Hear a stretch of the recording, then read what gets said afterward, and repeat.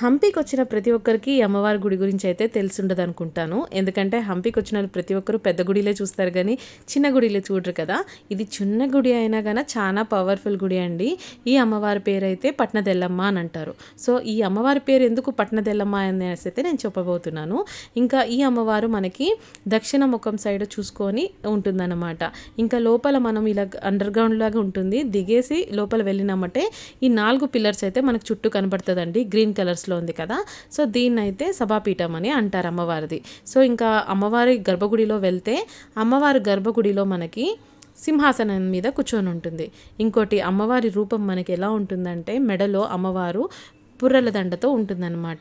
ఇంకా అలంకరించారు కాబట్టి మనకు అవన్నీ కనపడదండి. కానీ నిజమైన రూపం అంటే అదే అన్నమాట. ఇంకా ఈ అమ్మవారి ప్రత్యేకత ఏంటంటే ఆ కాలంలో మనకి విజయనగర రాజు యుద్ధానికి వెళ్ళే ముందు అమ్మవారి దగ్గర వచ్చి బలిచ్చుకునేవాళ్ళు అనమాట. అప్పుడు అతని నమ్మకం ఎలాగుంటుందంటే అమ్మవారికి బలిచ్చి వెళ్ళాక అతని యుద్ధంలో గెలిపే ఉంటుందనేసి అతని నమ్మకం. అలాగే జరిగేదంట. సో ఇక్కడ ఇది చుట్టుపక్కల మనకి ఆల్మోస్ట్ 10 ఎకర్స్ దాకా ఆ కాలంలో ప్రౌఢదేవరాయ అప్పుడు డొనేట్ చేశారంట అమ్మవారి గుడి కోసం.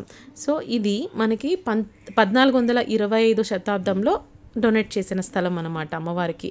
చుట్టుపక్కల గన మనకి చాలా మంచి మనశ్శాంతి ప్రదేశమైన ఉంటుందండి. చాలా బాగుంటుంది. గాలి గన చాలా బాగుంటుంది అనమాట. ఇంకా ఇక్కడ పక్కనే మనకి ఒక కోనేరు అయితే ఉంటుంది అమ్మవారిది.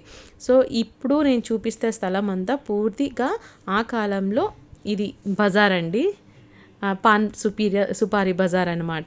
ఇప్పటికీ ఇక్కడ భక్తుల నమ్మకం ఏమంటే ఏదైనా ఒక పని మొదలుపెట్టే ముందు ఇక్కడ అమ్మవారి దగ్గర వచ్చి వాళ్ళ కుటుంబాలతో అమ్మవారిని దర్శించుకొని అలాగే జరిగినాక బలి అయితే ఇచ్చుకుంటారు. సో హోప్ మీకు ఇలాంటి మంచి వీడియోస్ కోసం లైక్ చేయండి, షేర్ చేయండి, అలాగే సబ్స్క్రైబ్ చేస్తారనుకుంటున్నాను. థ్యాంక్ యూ ఫర్ వాచింగ్ అండి.